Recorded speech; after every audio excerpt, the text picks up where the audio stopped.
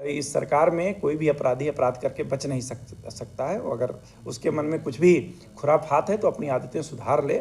और हम लोगों का भी उद्देश्य यही होता है कि समाज में समरसता रहे, किसी को अनावश्यक कोई दंड ना मिले।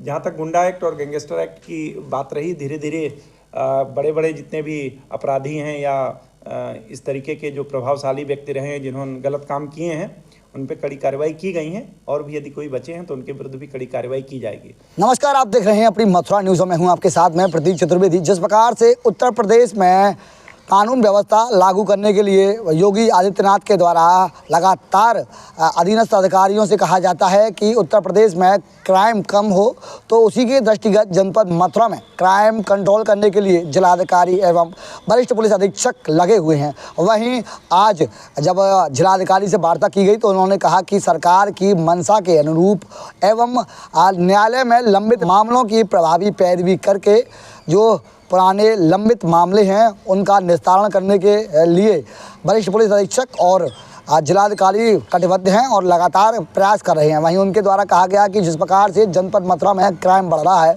तो उसकी रोक के लिए पुलिस के द्वारा लगातार प्रयास किए जा रहे हैं। और उनके द्वारा यह भी कहा गया कि जिस प्रकार से जो गुंडा एक्ट और जो अपराधी किस्म के व्यक्ति हैं उन पर कड़ी कार्रवाई हो, इसके लिए पुलिस के द्वारा भी प्रभावी पैरवी की जा रही है और जो अपराधी हैं उन पर अंकुश लगाया जा रहा है। और क्या कुछ कहा जिलाधिकारी ने, सुने।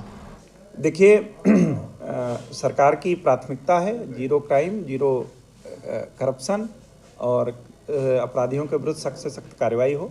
और इसमें पुलिस पूरी कार्रवाई कर रही है। न्यायालयों में जो मुकदमे लंबित हैं, मेरे द्वारा, एसएसपी साहब के द्वारा मॉनिटरिंग सेल में जो समस्याएं आती रखी जाती हैं, न्यायालय को जो समस्या आ रही है उसका भी हम लोग निराकरण करा रहे हैं। और आप स्वयं भी देख रहे होंगे जो हीनियस क्राइम करने वाले अपराधी हैं उनको किसी को आजीवन कारावास और भी कठोर दंडों से दंडित किया जा रहा है। जहाँ तक गुंडा एक्ट और गैंगस्टर एक्ट की बात रही, धीरे धीरे बड़े बड़े जितने भी अपराधी हैं या इस तरीके के जो प्रभावशाली व्यक्ति रहे हैं जिन्होंने गलत काम किए हैं उन पे कड़ी कार्रवाई की गई है। और भी यदि कोई बचे हैं तो उनके विरुद्ध भी कड़ी कार्रवाई की जाएगी। मेरे द्वारा एडीएम्स के द्वारा गुंडा एक्ट के मुकदमों का निस्तारण किया जा रहा है। उसमें जो भी जिसको लगता है कि वास्तव में अभ्यस्त अपराधी है और उसके प्रभाव से कोई गवाही आदि नहीं देता, साक्ष्य आदि नहीं देता है, उनके विरुद्ध गुंडा एक्ट की भी कार्रवाई की जा रही है। बट मैं आपके माध्यम से ये आश्वस्त करना चाहूँगा कि दंड देने से ज़्यादा ज़रूरी है सुधार होना चाहिए।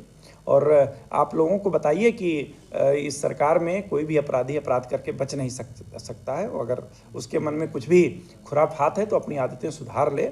और हम लोगों का भी उद्देश्य यही होता है कि समाज में समरसता रहे, किसी को अनावश्यक कोई दंड ना मिले, किसी को अनावश्यक प्रताड़ित ना किया जाए और सामाजिक समरसता बनी रहे। वैसे भी ये भगवान कृष्ण जी की धरती है जो सामाजिक समरसता का, भाईचारे का और प्रेम का संदेश देती है। मैं आपके माध्यम से अनुरोध करूंगा कि सभी लोग भाईचारा बना करके रहें।